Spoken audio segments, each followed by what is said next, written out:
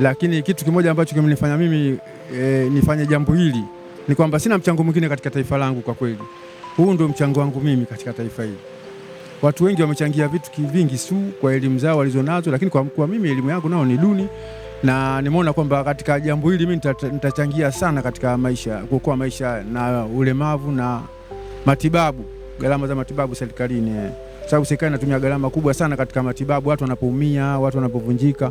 Watanzania tunalipa 10% tu. Hello mtazamaji, sasa huyu ni mzee Othman Said ambaye miaka mingi, takriban miaka 7 kuanzia 2018 akiwa anasaidia watu ili wasiweze kupata ajali. Kazi yake kubwa ni kuvusha watu kama ambavyo unaotazama, lakini anasema miaka iliyopita ajali zilikuwa ni kila siku, watu wanapata ajali, hasa wanafunzi na watu wazima. Wakati wanavuka hapa walikuwa wanapata ajali na kuweza kupata hali mbaya sana.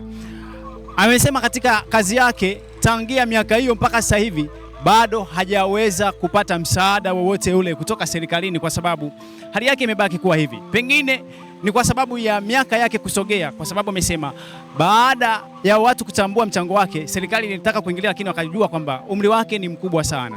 Hii kazi ameifanya kwa upendo, kwa moyo wa kupenda, kwa sababu ajali ambazo zimekuwa zimetokea zimekuwa ni nyingi na watu wengi walikuwa wanafariki katika maeneo haya. Hapa ni Tegeta kwa Ndevu, na kama unavyotazama anafanya kazi tu ya kuweza kuvusha watu. Hii ndio kazi yake, lakini pamoja na kwamba na kazi ya udalali, hii imekuwa ni kazi ambayo anaipenda kwa moyo wake wote.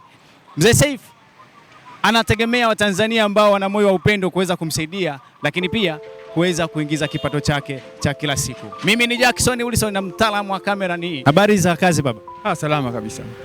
Hongera sana kwa kazi ya kujitoa kuhakikisha kwamba watu wapati ajali katika barabara. Asante sana, nashukuru sana. Kilichokusukuma wewe kutoka nyumbani na kuanza kusaidia watu kuvuka kwenye barabara ilikuwa ni nini hasa? Ni ajali za watoto na watu wakubwa ambazo zilikuwa zinatokea hapa Tegeta kwa Ndevu. Na ajali gani ambayo ilikusukuma kabisa ukasema hapana na haja ya kusaidia watu?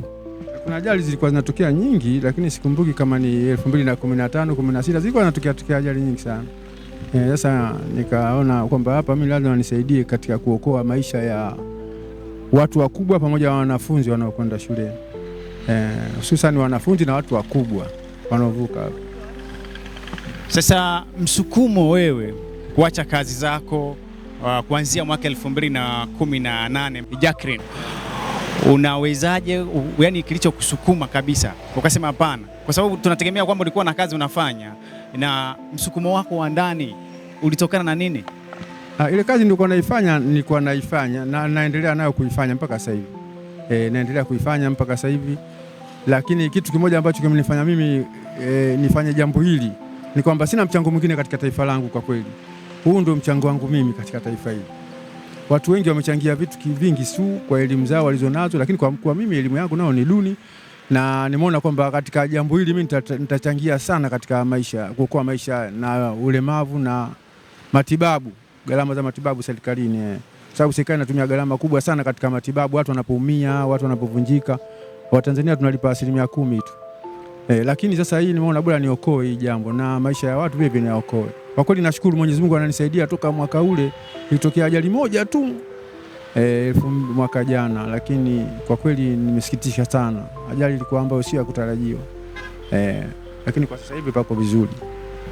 Ni ajali gani ambayo wewe kichwani unaikumbuka kabisa kwamba hii ajali bado ina kumbukumbu kwako ambayo ilikupa msukumo, na hiyo ajali ilitokea katika mazingira gani? Ajali hapa zilikuwa nyingi, lakini hasa ajali moja ambayo ilikuwa imetokea hapa ni ya mtoto mmoja hivi. Alikuwa amegongwa hapa yani katika hali ambayo ya kusikitisha sana. Ilikuwa 2014 au 15 kitu kama hichi. Lakini baadaye nikaona hapa kuna sababu, kwa sababu mimi nashinda barabarani hapa na mimi nafanya shughuli zangu hapa barabarani, ni kama ofisi yangu iko hapa. Kwa nini nisifanye usanifu hapa kutengeneza bendera ili kuweza kuvusha watoto wa chekechea, watoto wa darasa la kwanza na nini, na watu wakubwa wengine hawajui kuvuka barabara kwa kweli, na hata madereva hawajui sheria za barabarani. Sasa nikaona bora nikishirikiana na madereva hapa tunaweza tukafanya ajali zikawa zisiwepo, zikaondoka kabisa hapa.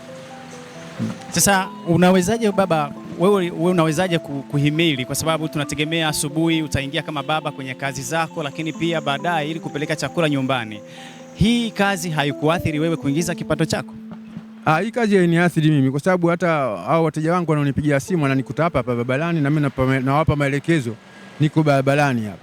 Kwa hiyo wanakuja hapa na kwenda kwa save, alafu baadaye narudi barabarani. Ninapoenda kwa save kuna madereva bodaboda hapa na wakabidhi bendera, bwana naomba unisaidie kidogo, kuna mteja wangu hapa anaenda kumsave. Kwa sababu nikaenda kumsave mteja alafu baadaye narudi hapa mwenyewe nachukua bendera naendelea na kazi yangu. Vipi kwa mamlaka ya pengine polisi au watu wa traffic ya hawa walishia kutambua mchango wako wewe kutokana na kujitoa kwa ajili ya Watanzania? Kusema kweli mimi napata msaada mkubwa kutoka kwa madereva wote wanaotumia barabara hii. Na ndo siri moja kubwa sana ya mafanikio yangu. Hawa madereva wanaotumia barabara hii ni wachache sana ambao wanakaidi wasioelewa sheria. Lakini wengi sana wananisaidia sana mimi katika nilikuwa simamisha wanasimama na ninawavusha wanafunzi. Msaada mkubwa naopata kwa hawa madereva. Kwa kiongozi wangu wa serikali ya mtaa. Kutoka kiongozi wa mara ya kwanza wa serikali ya mtaa alinisaidia sana, anaitwa Muhammad Mawala. Huyu alinisaidia sana mpaka posho akawa ananigia ya chakula. Alafu sasa hivi amekuja mwenyekiti mwingine anaitwa Ntabariba. Huyu Ntabariba naye sasa hivi yuko pamoja na mimi kweli. Na alijaribu hata kuniombea misaada katika kampuni moja ya ujenzi wa barabara ya mwendokasi ili mimi nipewe ajira ya muda tu wakati huu ambapo wao wanajenga. Alafu baadaye then ikishamalizika kazi ya ujenzi wa nani basi iwe mwisho wa mkataba.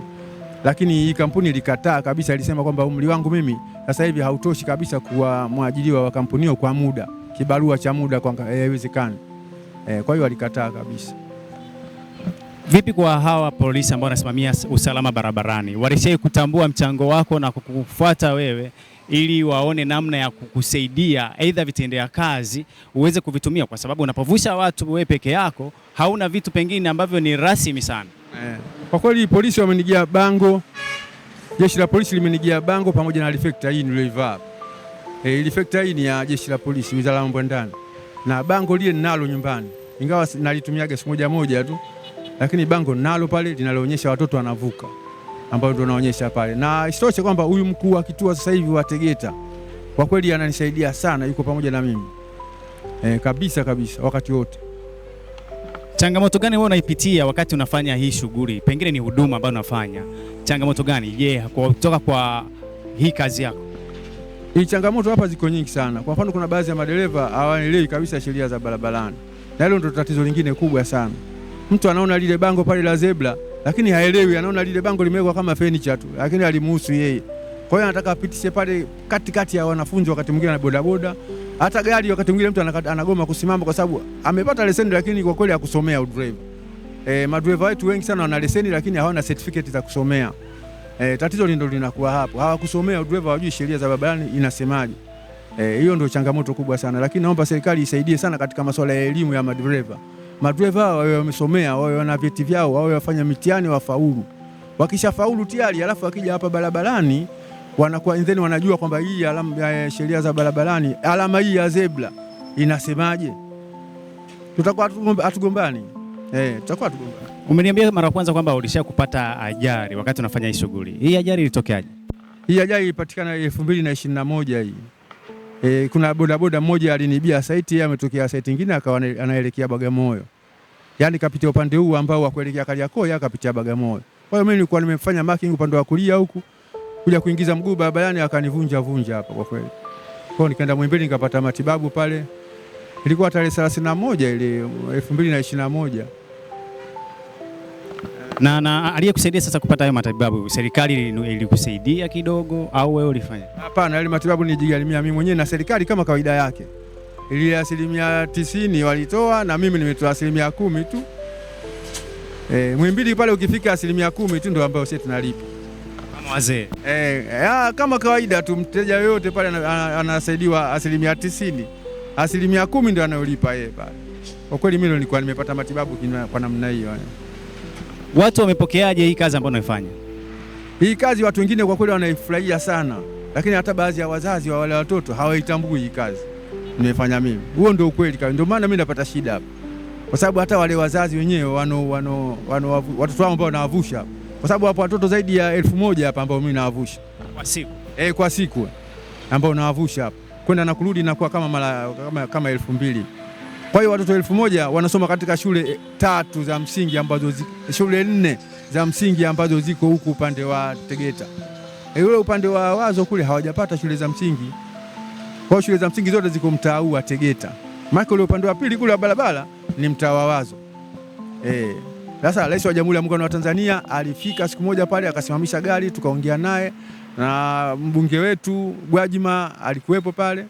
Lakini pamoja na kuwepo pale ni kwamba ilikuwa sisi tupate eneo la kujengwa shule huko upande wa Wazo. Lakini hatukulipata ile eneo la kujenga shule upande wa Wazo mpaka sasa hivi. Kwa hiyo shule haijajengwa mpaka sasa hivi. Lakini ingepatikana ile shule basi tungesaidiwa gharama za ujenzi. Mapokeo ya watoto wako pamoja na mke wako wakati unafanya hii kazi, aliyapokeaje? Kwa sababu pengine alitegemea uamka asubuhi uende kufanya kazi. Sawa, mimi sasa hivi kwa kweli ni mtu mzima. Sasa hivi kwa kazi, kwa kweli kwa kazi umri wangu niliokuwa nao sasa hivi. Mimi sasa hivi na miaka 71. Na miaka 71 na ikifika mwezi wa kwanza tarehe 2 nitakuwa na miaka 72.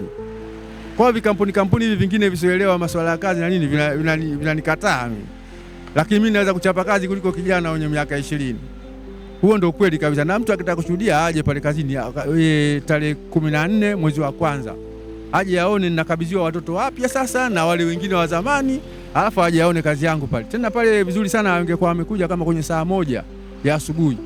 Aje saa 1 aone jinsi ninavyovusha wale watoto pale. Baba, mimi nashukuru sana na tutarajie Mungu akubariki sana, uendelee na moyo huu, kwa sababu ni watu wachache sana ambao wana moyo wa kujitoa kwa ajili ya Watanzania. Watu wengi wanaangalia manufaa yao binafsi, lakini wewe umejitoa kuhakikisha kwamba usalama unakuwepo, kwa sababu ajali za barabarani zinakuwa nyingi sana. Mungu akubariki sana na tunategemea kwamba ipo siku Mungu atakukumbuka katika hii. Sawa sawa, nashukuru sana, asante sana. Bwana, mambo vipi bro? Aise, shwari kakaangu, habari za uzima? Kwanza hongera sana kwa kazi. Okay, asante. Tunashukuru tu tunapambana ndugu yangu. Je, Athumani amekuwa anasaidia sana watu katika mtaa huu, katika barabara hii. Ni kwa namna gani amekuwa anawasaidia watu ambao wewe umekuwa unawatazama? Kwa mfano mzee kama mzee katika kazi yake ya uvushaji wa hapa kusaidia watu kuvuka, anasaidia sana sana wanafunzi, wamama na watu wengine kidogo ambao hawajiwezi. Kwa mfano wanafunzi wanatoka shuleni, anasaidia kwa upande wanavuka kutoka huko shuleni kuelekea majumbani, anawasaidia. Kwa hiyo imekuwa ni mmoja ya msaada mkubwa kwa ajili ya kusaidia kwa kutotokea kwa ajali. Yes, kwa mfano kama hivyo. Ni kwa namna gani ajali zimeweza kupungua kutokea kipindi kile mpaka sasa hivi? Ajali zimeweza kupungua kulingana na jinsi mzee japo anapokuwa na support namna ya kusimamisha magari, na huwezi kuonyesha na kipindi cha nyuma gari zilikuwa zinapita, japokuwa mabodaboda ndio kama hivyo tunasababisha ajali, lakini Mungu ni mwema kwa sasa hivi anasaidia kwa kweli, ajali imepungua. Yes. Bwana, asante sana. Nashukuru.